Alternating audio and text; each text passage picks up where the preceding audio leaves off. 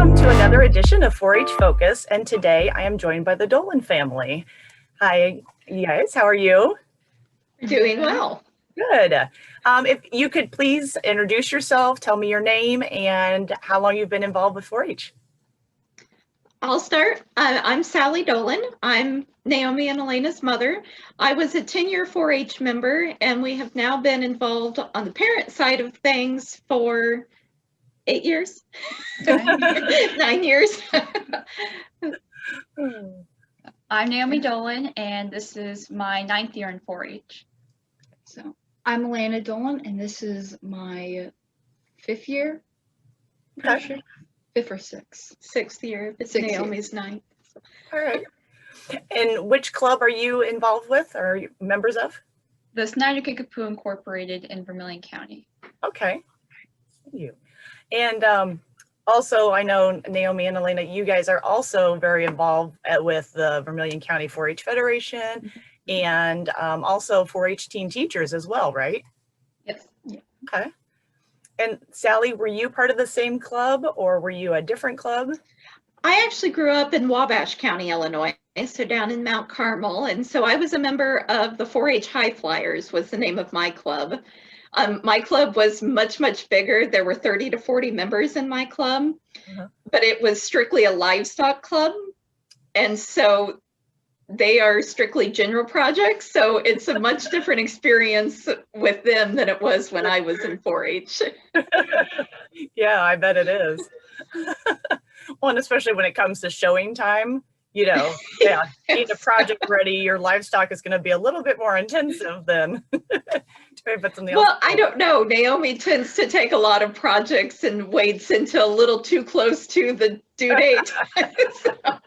so that, you know, whenever we took swine, so, you know, you had to start planning in February, you know, and going and buying.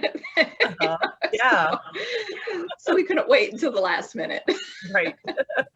Well, and I'm sure there's lots of 4-H parents out there that totally can relate to what you were just explaining about the projects there.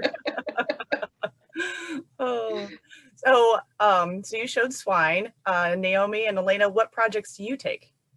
I've taken a variety of projects. The main ones that I've kind of taken over the years that have been consistent have been like cats, visual arts, photography, interior design I've done for a few years. But some of the other projects that I've kind of like done here and there are health and family heritage. I did a woodworking. I've done like things like the leadership. I've been all over the place when it comes to, I want to try a little bit of everything so I have knowledge in all these different fields. That's a good idea to have. All right. How So- about you, Elena? My main ones have been cats, weather, like the passport around the world, and cooking. So those are my 4 main ones that I try to take every year because I enjoy taking them. But I've also done like the metal work, and I've done some health projects, and that's about the main ones that I can remember off the top of my head. Okay.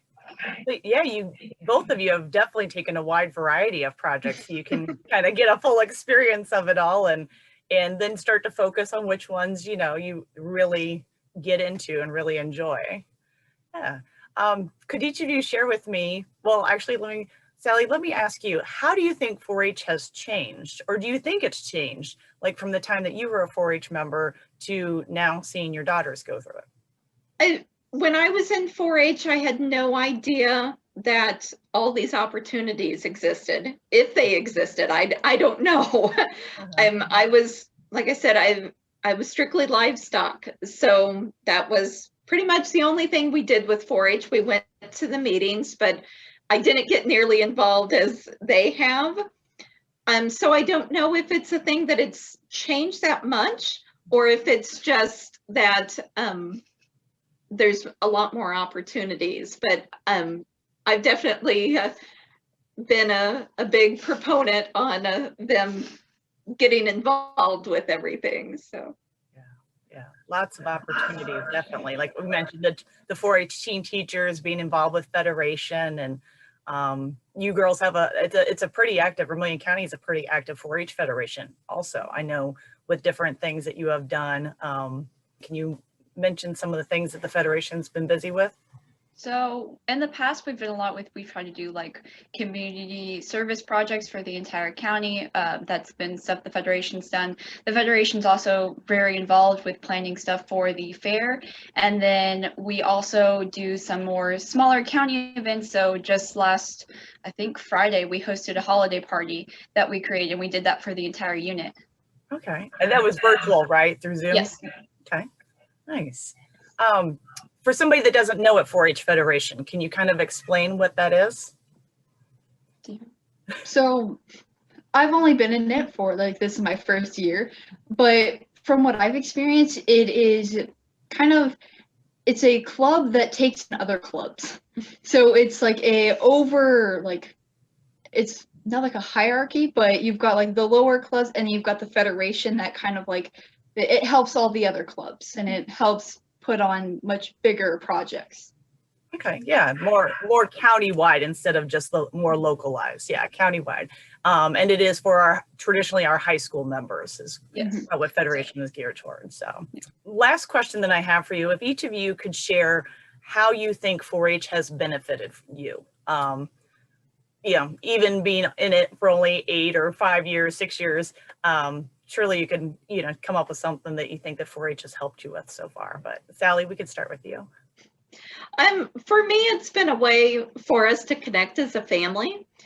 It gives us a common goal, so at the beginning of you start looking at your projects and then you start trying to see how can we incorporate this into family events. So there have been times where, like with the Passport Around the World, we'll go and find a restaurant and eat out as a family for whatever country they're studying. That's a great I have to say we really enjoyed Bernstube over in Gibson City when Elena did Germany. That is a good And so, it's just been a way for us to take what they're trying to learn and incorporate it into family events. Nice. Your turn, Nate. I definitely have built on like every skill set I have and or have created it through 4-H. So whether it's public speaking, leadership, just using my creativity or teamwork, anything that I like have normally skill wise has been either built on or created through 4-H. So it's basically it's formed my life for the most part. So I've done because everything I'm involved with, I've been able to make friendships and just kind of work on a variety of different projects that have helped me either learn about new project areas or areas of focus that I might not have looked into before, or it's just sparked an interest in me for different things. So. Okay. Elena? So since I'm now getting to the age where you can go and start participating in much more things, I have really, gained a lot of confidence, and I have really been able to,